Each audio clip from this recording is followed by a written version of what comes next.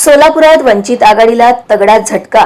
देशात लोकसभा निवडणुकीच्या पार्श्वभूमीवर सर्वच राजकीय पक्षांकडून मोठी तयारी केली जात आहे। तसेच इच्छुक उमेदवारांनी प्रचार सुरू केला आहे। दरम्यान वंचित बहुजन आघाडीचे सोलापूर जिल्हाध्यक्ष श्रीशैल गायकवाड यांनी पक्षाला सोडचिठ्ठी दिली आहे। एकीकडे सोलापूर आणि माढा लोकसभेचे उमेदवार आजच आपला उमेदवारी अर्ज दाखल करणार आहेत। अशातच गायकवाड यांनी राजीनामा दिल्याने पक्षाला तगडा झटका बसला आहे। गायकवाड यांनी आपल्या पदाचा राजीनामा पक्षश्रेष्ठींकडे दिला आहे। उमेदवारीबाबत विचारात घेतले नसल्याचे खंत व्यक्त करत प्रकाश आंबेडकर यांनी राजीनामा देण्यास सांगितल्यामुळेच पक्षातून बाहेर पडण्याचा निर्णय घेतल्याचे गायकवाड यांनी सांगितले। प्रकाश आंबेडकर यांनी स्वतः राजीनामा द्यायला सांगितला।